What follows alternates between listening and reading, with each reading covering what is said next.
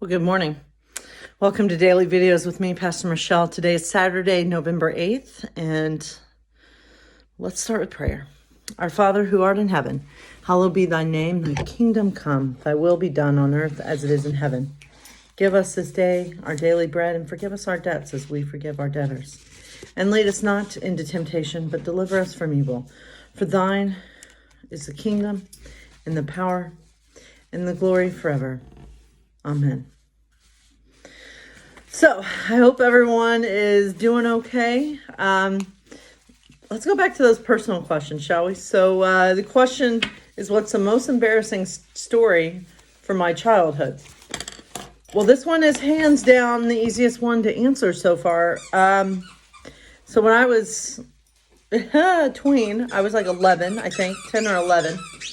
I was in Walmart with my friend Kelly, and we were, ironically, in the toilet paper aisle, I believe. I don't know exactly what happened.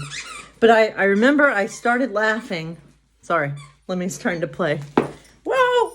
And I started laughing so hard that I peed my pants right there in the middle of the aisle at Walmart. I was wearing overall shorts, which was not the best choice of outfits. Oh man, that was a mess. And so my grandma had to come and bring me clothes. Or actually, I think she just brought me a hoodie or something that I wrapped around myself. The details are kind of lost. But yeah, that was an embarrassing moment in the life of Michelle. And unfortunately, I've had many embarrassing moments, actually. The list could go on and on. So anyway, let's hear our God's love note. First, a reading from Numbers. Then Moses said to the heads of the tribes of the Israelites, "This is what the Lord has commanded. When a man makes a vow to the Lord or swears an oath to bind himself by pledge, he shall not break his word. He shall do according to all that proceeds out of his mouth." God's love note.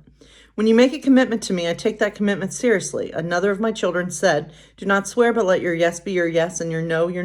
He meant that you should engage in fulfilling your promises in a humble way, rather than be grandiose. In other words, honor your word, mean what you say. Today I invite you to consider what it means to be brave enough to make a promise to me and humble enough to do so quietly and simply. And so our question from this book is, why should I believe that Jesus was resurrected? What does it mean to the Christian faith if he wasn't?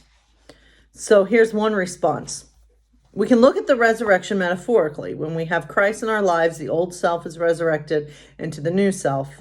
The worm becomes a butterfly, the egg becomes a bird, and the lost becomes the found. I get it. But what about the physical resurrection of Jesus? My childhood Sunday school teacher would faint if she were to hear me say this, but I don't think it matters if Jesus rose from the dead or not. I do believe that Jesus in human form was the Son of God. And if he did rise from the grave, defeating death and sin and all things evil, I have no trouble believing that either. But if archaeologists were to discover his body in a tomb outside of Jerusalem tomorrow, it would not affect my faith at all. Even though Christianity was born on that very idea and acknowledging that untold millions have died, defending that belief, I don't strive to pattern my life on the resurrection. I work toward following what Jesus taught and what he said and how he lived, rather than on what happened after he died. So to be clear, until archaeologists actually do produce concrete, undeniable proof to the contrary, I choose to believe in the resurrection as it is told to us in the scriptures. But I do think that one has to believe in the, but do I think that one has to believe in the resurrection to be a Christ follower? In a word, no. So for me personally, I tend to, especially as the world continues to go to crap, right?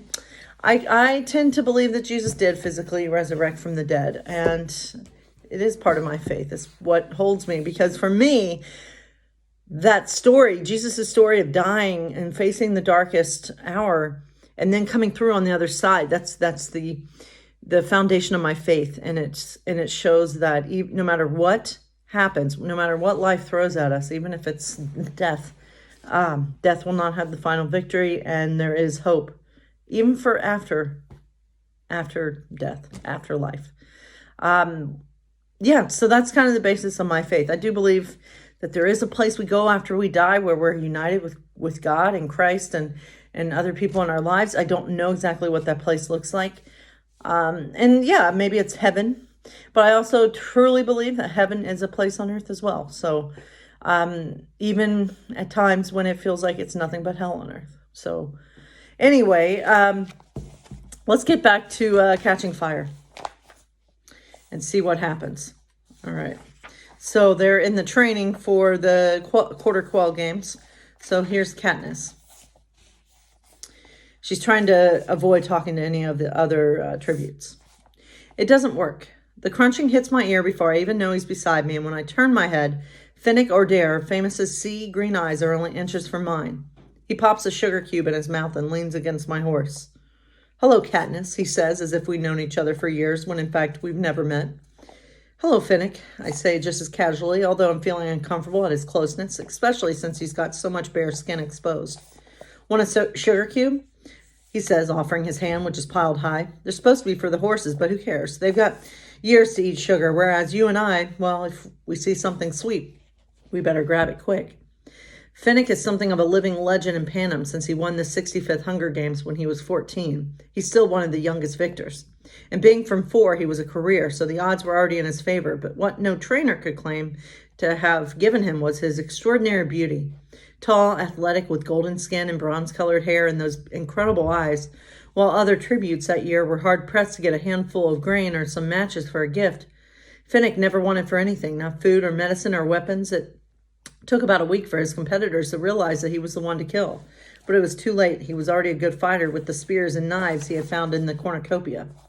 When he received a silver parachute with a trident, which may be the most expensive gift I've ever seen, it was all over. District 4's industry is fishing. He'd been on boats his whole life. The trident was a natural, deadly extension of his arm.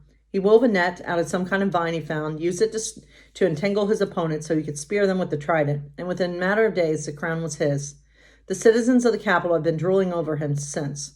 Because of his youth, they couldn't really touch him for the first year or two, but ever since he turned 16, he spent his time at the games being dogged by those desperately in love with him.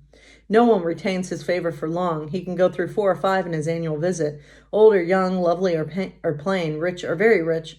He'll keep them company and take their extravagant gifts, but he never stays. And once he's gone, he never comes back. I can't argue that Finnick isn't one of the most stunning, sensuous people on the planet, but I can honestly say he's never been attractive to me. Maybe he's too pretty, or maybe he's too easy to get, or maybe it's really that he's just be too easy to lose. No thanks, I say to the sugar. I'd love to borrow your outfit sometime, though. He's draped in a golden net that's strategically knotted at his groin so that he can't technically be called naked, but he's about as close as you can get. I'm sure his stylist thinks the more of Finnick the audience sees, the better. So my friends, God bless you, and I hope you have a safe day. Enjoy your Saturday.